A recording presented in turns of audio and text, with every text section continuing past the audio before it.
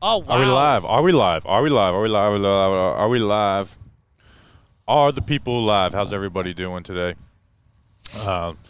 Let us know if we're live because we would love to talk to you guys, but we have to know that we're live or talk to people. We'll just be talking to ourselves. We're live. We're live. We're live. What's going on, everybody? It's the final day at the Senior Bowl. The sun is setting on our 2024 Senior Bowl coverage. Is the sun setting on all of our Senior Bowl coverage? Question mark. No. I'm here with Justin. I'm here with Grump. Fun week. A lot of good players. I feel a lot better about the players coming out of this week than I did last year. Where today a lot of guys didn't practice, and I know we'll give our final thoughts on the podcast later. But today was a fun day. Justin, how are you feeling? I'm feeling good. I'm tired. I'm tired. We've been running and rolling and having a lot of fun. And the coverage this year, I will say, I mean, you probably noticed that we're doing these streams from the stadium. We've had. Thank you to the Senior Bowl. Actually, we'll do thank yous on Talking Giants. We'll do later. thank yous on Talking Giants, but I just want to say it's kind of cool that we've had better access, and it's made our coverage better, and it's also made our coverage faster. The fact that we've had a better coverage this year. So I'm feeling good. Grump, how are you? I'm feeling significantly less sunburnt this year, and that is a huge win for us. Great weather for us down here this year, man. Temperature-wise, no rain this year.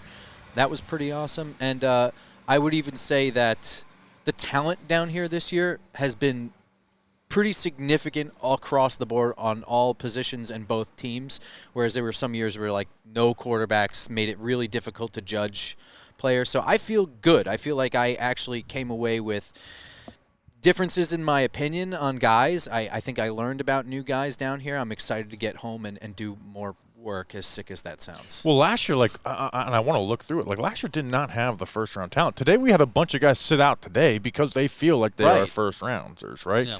Like I'm looking through last year's, like Darnell Wright was one. He went pick 10. Mm-hmm. Outside, Will McDonald, but we don't think Will McDonald should have went in the first round. Right.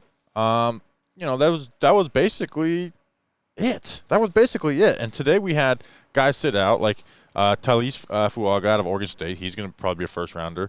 Jackson Powers-Johnson out of Oregon. He has a chance to be a first-rounder. Laita Latu, I think his stock may drop a little bit, but that'd be going from the top 10 to the first round. Quinyon Mitchell, the corner out of Toledo, he's going first round. And I'm probably missing some other guy. Maybe some of the quarterbacks. Like, the quarterbacks this year can at least like have the conversation of going into the first. Last year, that wasn't a conversation at all. And I would even say that there's some like early day two guys that solidified themselves, like Ricky Pearsall did not practice today, and I don't think that he needed to. Right. So, yeah, the talent down here made this really, really fun. We had some really great matchups to watch, and I feel pretty good about that. Even today with the guys sitting out, we got to see other guys step up to the plate and make a name for themselves. Justin talked about yesterday on this stream about Isaiah Adams, the guard out of Illinois. So I really watched him today. And, like, if there's one thing I'm coming out of here saying, like, I want to draft all these guys, it's actually on the interior, right? Like, again, I got to go watch Isaiah Adams' actual film, but I'm like, man, that's a guy I want to go have play on my team. Christian Haynes out of UConn, the guard, he's my favorite player. I want to draft him. Even Layden Robinson, who could like maybe be a day 3 pick. At least there's like some strength and some good ability there. So there's guys, and there's good tackle play, right, Justin? Yeah. And I was talking with somebody, and we'll save some of the Kafka and defensive coordinator stuff for the pod. But I asked somebody today.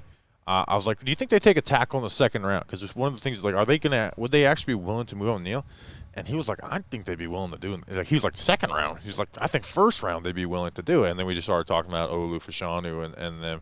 So, but hey, maybe there is like a Tyler Guyton, the tackle out of Oklahoma, who was actually like after that conversation, I view him as a much more of a realistic choice for the Giants.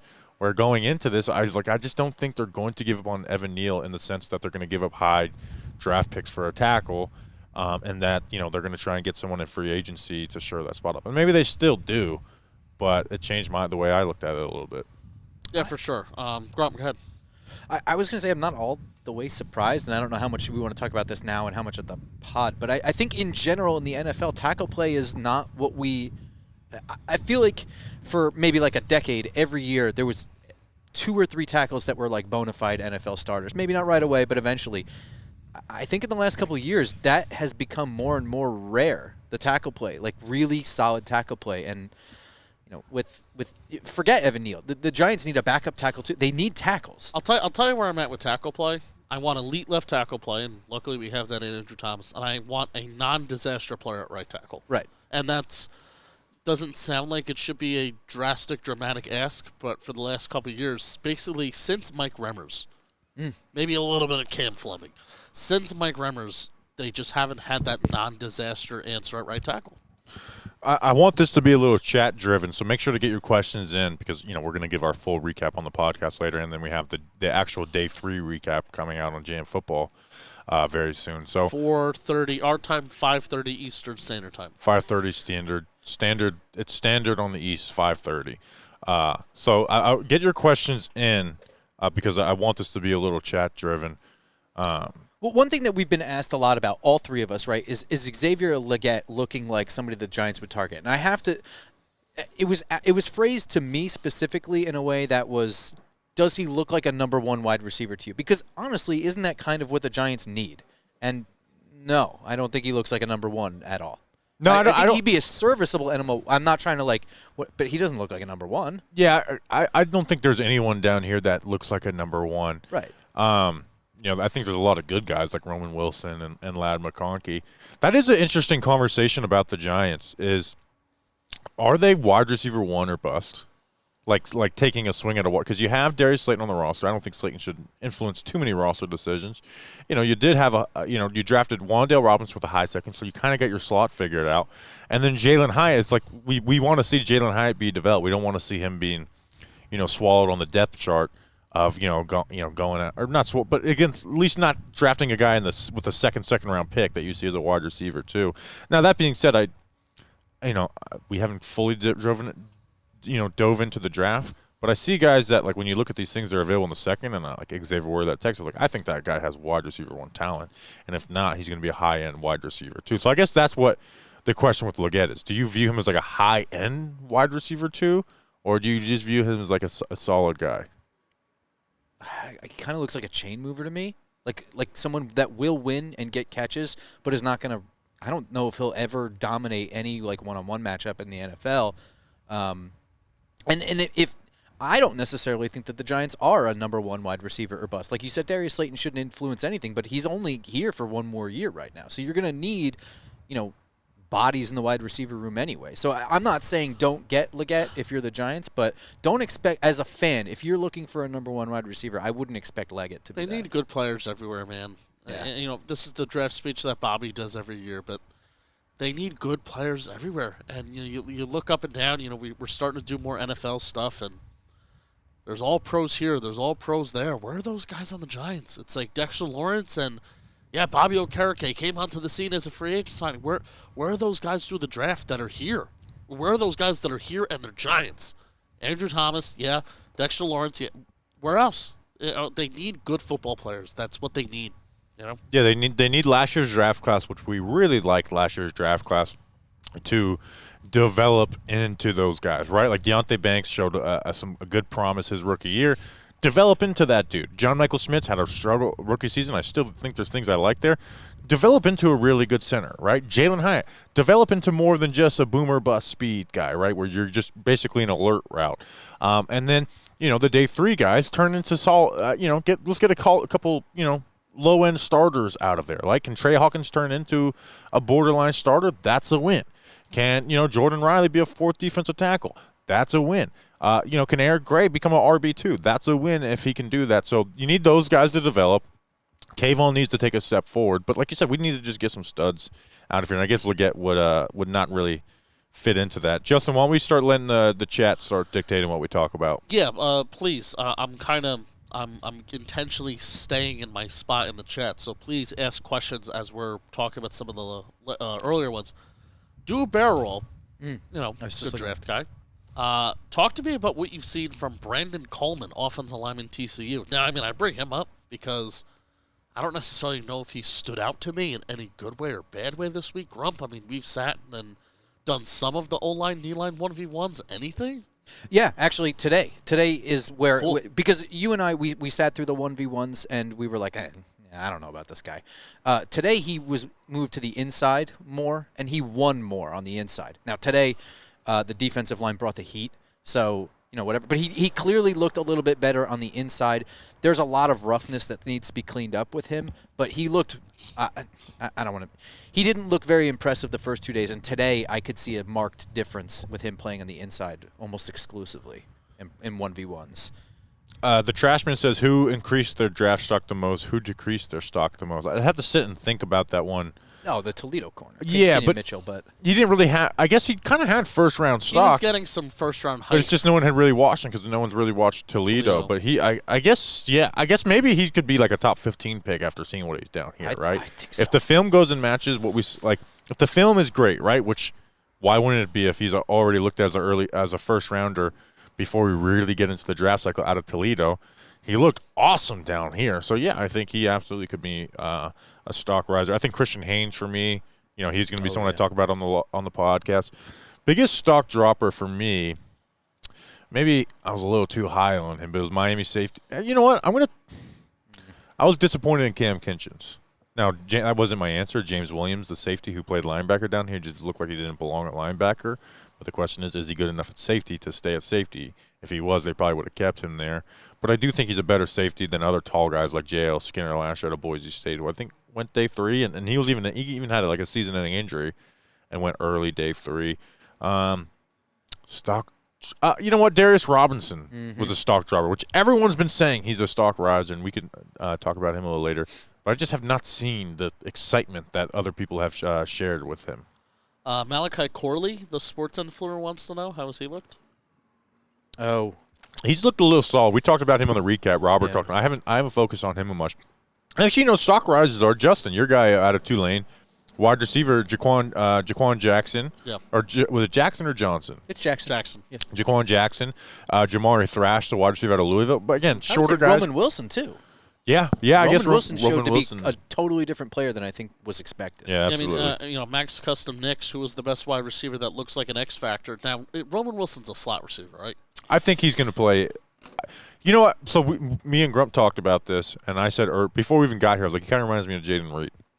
And then I don't think I even said that to Grump. And then Grump's like, does he remind you of Sterling Shepard?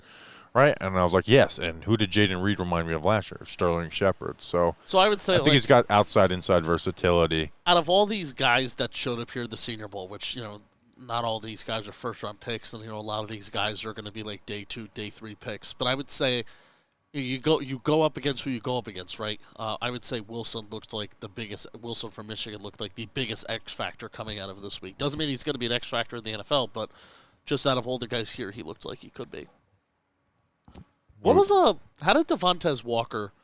Because speaking of guys that we didn't talk about him on the recap, we talked about him day 1, and he was a guy that I've been kind of just keeping track of. How did he finish the week? He just can't catch the ball. Yeah, he gets open. He just can't catch it. Wide receiver from University of North Carolina. He's fast. He just can't catch the ball. He's had so many drops. Yeah. It's really remarkable. If Bo Nix does a lot of things right and can't throw the ball, the most important quarterback thing, Walker does the same thing at the wide receiver position. You see him win at the release. You see good speed, good quickness.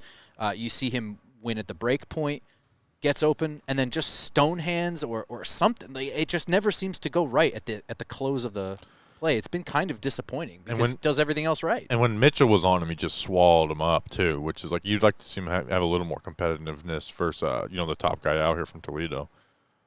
Would you take Devondre Sweat in the second round, the interior defensive lineman from Texas, to pair him with Dexter Lawrence? This is a good conversation. No, one, because of Dexter Lawrence is one.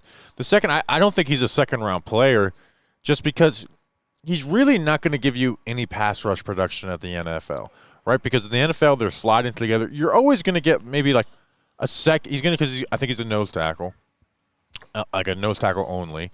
I think he's always going to have like a second set of hands on him, and he's going to be placing better centers and not in one-on-one drills where he just doesn't have the speed or quickness to win, right? He can push, but he can't just win, right? So he'll have good reps pushing the pocket, but it's hard to do that when you don't have that speed and fire off the ball. So I don't think he's ever going to have any real value as a pass rusher from what I've seen down here. But He is a damn good nose tackle run defender with that body. He's over 350 pounds easy. Didn't even weigh in. So again, I got to dive into him a little more. But to me, he looks like a 2-down player, which I think is overused. Like when people said Dexter Lawrence was a 2-down player coming out of the draft, They were wrong. They were insane. They were always wrong at every point of his career. But it was insanity. He just doesn't have the athleticism to really give you more as a pass rusher besides a pocket pusher. And you're just not going to get the opportunity to really do that in the NFL a lot. Aside from looking like Dexter Lawrence, I don't think they have a whole lot in common. Like we haven't seen a ton of like moves from him. It's really just been bullying. Whereas Dexter Lawrence had all this up and down the line versatility coming out of Clemson. You see the way that he wins in pass plays as well as running plays. But the idea of pairing him with Dexter Lawrence, especially on early downs, I think is interesting. I think it allows Dexter Lawrence to dominate even more, because if you have to dedicate 2 hands to him, then I don't understand what you do. I don't know. So yeah, I don't think like 2 hands, like you got to double team this guy. I think that if you just get a second set of hands on him for a second, you just slow down his momentum, and he's done as a rusher at that point. Yes, but I do think that if you have to pick your poison between putting 2 hands on him and 2 hands on Dexter Lawrence, it does create matchup problems that you can win at. But round 2, I think, is quite high from what we've seen here. Like it's not about him as a player. It's just I just don't think what he does is valued enough to take him in the beginning of round 2. Right. Well, I mean, let's talk about round 3, because I was just thinking about Travis Jones. Remember the guy from UConn that I really liked all those years ago? Same argument. Doesn't really offer much of a pass rush. I think Travis Jones offered a lot more pass rush ability than Sweat. Well, I'm even thinking of themselves as NFL players. I don't think Travis Jones, at least on my memory of his NFL career so far, he could just move a lot better, though. To me, I don't think he has offered much as a pro in the NFL, and I can imagine Devondre Sweat, his NFL career is going to be really based on stopping the run. I am very okay. In today's NFL defenses, I'm very okay with taking if you're elite at stopping the run and you're just big, I'm okay with taking you in the 3rd round. Absolutely. And listen, if there's a defensive tackle worth taking in the 2nd round, I would absolutely too. I'm not. Again, I don't need to do my whole player over need speech, right. But I like and defensive tackle actually is a need for the Giants. They only have Rakeem Nunez-Roches is their number 2 right now. And I honestly wonder, I'm going to throw this to you guys, would you rather somebody like Dwayne Carter from Duke than who might offer more as a pass rusher on the interior of the defensive line than Devondre Sweat? I'm not so. I mean, I gotta watch Carter from Duke, but I can envision a path where Sweat is a better NFL player than Carter. Even though Carter can maybe do a little bit more, I can envision Sweat just being, you're just a better NFL player. Even if it's at these 1 or 2 things, I can imagine him just being a better NFL player. Yeah. The Sports Influencer asked a good one. Is Kalen King this year's Sean Wade or Eli Ricks, or do you see him still having potential in the league? I actually think those are great comparisons where these corners, they move into a new spot. He didn't have a great year this past year, right? No. Dropped his stock, and he came out here and he stunk. He was a pick-on type of corner. Yeah, from what I watched of him here, right, I don't view him as I think he's a day 3 corner. Yeah. And I think he's going to struggle to play in the NFL, right? We actually talked with him, and he said his toughest matchup was Marvin Harrison Jr., and I don't hold that against you, but he did give up, he did get absolutely cooked against him, right? Where Marvin Harrison Jr. has beat a lot of good guys. He had wins against Deontay Banks, but they were at least able to hang with him. He didn't look like he belonged on the same field, and then this year didn't have a great year, and then the Senior Bowl was rough. Again, he truly became a pick-on type of corner. We got a couple Marshawn Lloyd questions. Yeah, so we don't focus on the backs a lot, but I did watch him, and I was happy with him. I thought he made some good runs. I think he's got a nice little jump cut, which it took me 20 seconds to find. Where did he go to school? USC. And he had good plays in the receiving game, right? Like against Peyton Wilson, he had a nice little rail route. So he's been able to make plays in the receiving game and one-on-ones and stuff. To me, he looks like the most NFL back down here. I know Labe, the New Hampshire guy, did a lot of stuff receiving-wise. I think the Mizzou guys, I can't remember his name off the top of my head right now, has probably the quickest feet. Foster. Out of here. But Marshawn Lloyd definitely looks like an NFL back. Yeah. I mean, to be honest, it's very difficult for us to even get a chance to look at these guys in practice. It's not really, I don't know. It's not made for running backs. It's not made for running backs or off-ball linebackers. It's very difficult. But one of the things you can watch all 3 days is how well do they catch the ball to the backfield. And it looks very natural for Lloyd. I think that he can be very successful in the NFL. I know we talked about him a little while ago, but just I want to be quick on this. Did Leggett show any real hands catches? The only rep that Zach saw was the comeback where he caught it with his body. He had great hand catches, right? He made like that. If that's one thing that he did live up to his hype, he made some awesome catches, right? Like some tough ones on the sideline, in one-on-one. So yeah, absolutely. If there's one thing that Leggett to me, and I thought Leggett was pretty solid at the release. He didn't have that speed and explosion to separate that I wanted to see from him. He's kind of more of a strider. But yeah, I saw some really good hands catches. Now you didn't get to see the down the field stuff because that honestly one of my takeaways from this Senior Bowl is really these quarterbacks did not push the ball at all. Like not like at all. It was even in some of the 1v1s we didn't even get like I don't think there was touchdowns. I don't think there was one throw in team drill that went over 30 yards. I really thought we were going to see a little bit of Penik's bombs away today. We didn't this week. I'm telling you, I don't think we saw one throw in team drill over 30 yards. And it was the national team that was the team that looked a little like they were trying to showcase these guys at least a little bit more. The American team made no effort. The American team was trying to run a Jason Garrett offense. The national team did make some effort. Now you saw some early good prediction. The national team is going to kick the shit out of the American team. Who won it last year? I don't know. Who Jacob Hayner was the MVP last year? I don't remember who was on what team. Perrion Winfrey was the year before. Did you guys spot Dable at all? So this will allow us to talk about. We'll talk about this on Talking Giants too. But who did we see this week on the sideline? So I really fucked up yesterday. I thought the guy that was doing the strength and conditioning was Joel Thomas. It was not. I can find his name. He does look a lot like him, though. To be fair. So we saw. I saw Jerome Henderson today. He was with Jesse Armstead, who was out here, and I am pretty sure it was Tim McDonald, the director of player personnel, who was the. He was here. The son-in-law. I'm pretty sure. I tried saying the research, Rick, to see if it was him. He has a very distinguishable face. Yeah. Here's the thing: is his hair. I don't think his hair matches what it used to be, and he had a hat on. I think he's gotten a little older since his picture was taken. Amara changing. Sorry. So I think it was him. Not 100% sure. So I can't. Don't take me on that. So Jerome Henderson, Carmen Brasilla was talking with him for a little bit. Didn't see Joe Shane at all today.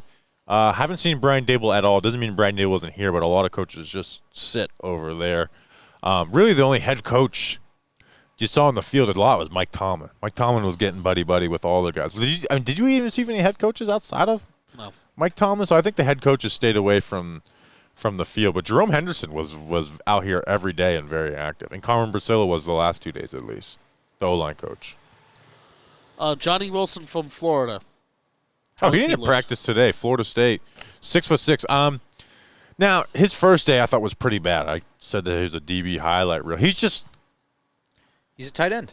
That's what happened. He started getting covered by safeties and he looked better. Yeah, we and Grump had a funny observation that Florida State has a 6'6" wide receiver down here and a 6'1" tight end.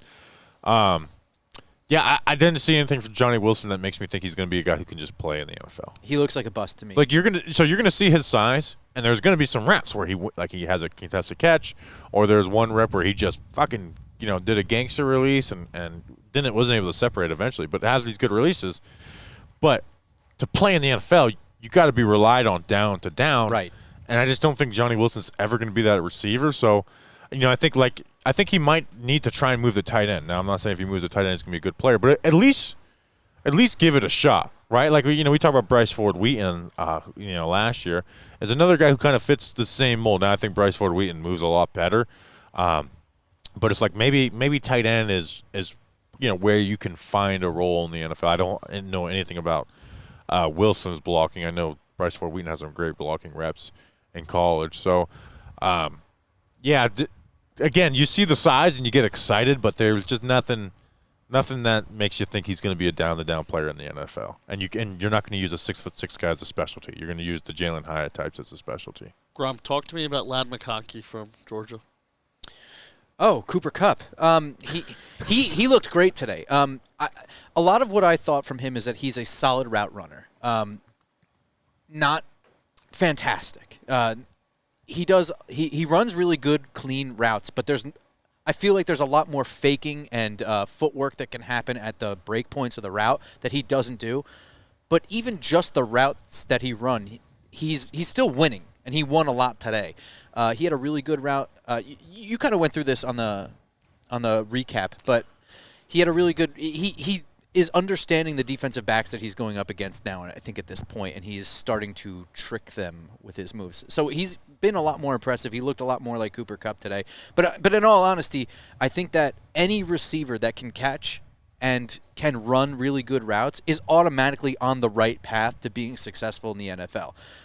So I think as long as he continues adding things to his routes just to make them sharper and cleaner, he can actually be really successful in the NFL. Yeah, he actually beat Cam Kinchens on a route that Cam Kinchens, well, like in a way that Cam Kinchens beat him yesterday, and like got me really excited because I love Cam Kinchens.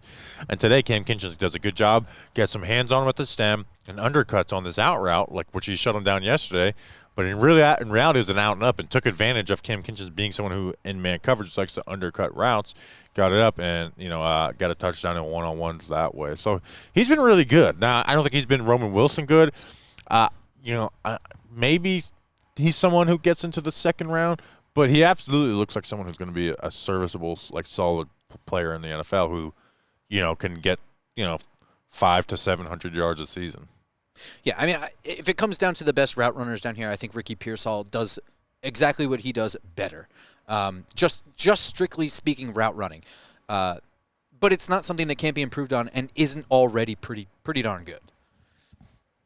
Luke McCaffrey. I basically caught up with the chat, so we're going to go for a few more minutes. Before you talk about Luke McCaffrey, I have this pinned. The Football Grump started a new channel. We're going to talk about it at the end as well. But that channel is pinned right now. Go subscribe to it. Go check it out. Tell me about Luke McCaffrey. He was here this week. Talk to us about Luke McCaffrey, Mr. Grump. Okay. He was not. If it weren't the name, I don't know we'd be talking about him at all. And that's not because he was bad. He just was. He didn't shine or flash or do anything. He won some reps. He was pretty much invisible most of the time that we were here. And quite frankly, I kind of forgot that he was. Yeah, he had like one play from Michael Penik today in 7-on-7s where he scrambled and Penik put it right on him. But yeah, he didn't really have anything in team drill. In one-on-ones, he was fine. Yeah, he had his wins and losses. He had some solid plays, but yeah, he didn't like pop off like his name would suggest. And some of the corners down here are pretty good. So that's not necessarily a shot at him. But if you're looking for something notable about his time down here, I don't know that there was much. I caught up. How did Penix Jr. look? I think today was a bad day for him. Yeah, no, I will say his bad day wasn't like horrible, right? But he did have some misses on the outside. Wasn't like, getting the ball out on time. Again, that's where it is crazy that we went through this whole week, and I think it speaks a little bit to the cornerback play, right? You have Quinyon Mitchell facing up against the best receivers. You do have Carlton Johnson out of Fresno State, who I want to talk about on the pod later, who's just fast as shit. Where you didn't have anyone that was just gonna go, but I thought they'd at least throw some balls up to Xavier Legette, and just they never pushed the ball down the field. Like really, the most we saw it was Penix on day one, where he had some throws between 20 and 30 yards on crossing routes, but we never really saw anyone just get vertical and make a play. Obviously, in one-on-ones, you're gonna see shit like that, but we never really saw anyone push it.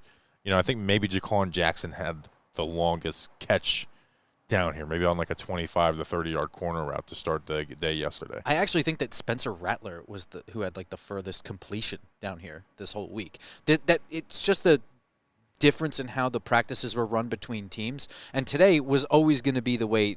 I think today the way that team, was that the national team, ran their offense, they were pretty much running red zone within 10, 15 yards, and I don't think that that's Michael Penix's like bread and butter right now. Pressure in his face, having to make quick decisions and get the ball into tight windows. I'm not saying he can't do it. I just don't think that is his best traits. And so today he looked, I think, his worst this week. But, still, serviceable. Yeah, I don't think he had any disaster days where Penix or Nick's like looked pretty bad on the first 2 days. Well, good for Penix. All the NFL teams left today. So that's true. Yeah, so I guess we'll end the stream talking about some bullshit. Me and Grump went to the gas station to get some drinks between the practices, and Ryan Poles and Matt Eberflus were just leaving. They had their cars packed up. They were leaving. We thought about gun on them. No, I'm just kidding. Going up and putting the phone in their face, like, will you trade the number 1 pick? Are you going to keep with Justin Fields? Ryan Poles has lost some weight, too. Good for him. Yeah, I was very much thinking about. The job is stressful. Yeah, he works 46 48 hours a week Yeah. sometimes. Sometimes. So yeah, sometimes that was the best part. Like sometimes God. I'm working 48 hours a week. I'm in the wrong line of work. Most other coaches too. Those are their good weeks. So we thought about just going and being like trade, but Yeah. Bubbles fist in the air, trade the number 1 pick, Ryan Poles. So we'll see.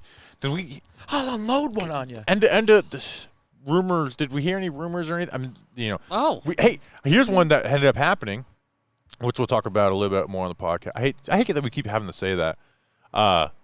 That someone told us like they're not going to let Kafka interview for offensive coordinator jobs, even though he probably wants to. And lo and behold, all the head coaching jobs goes, and it's reported that Kafka is going to stay. Right. Which we'll expound on that a little more.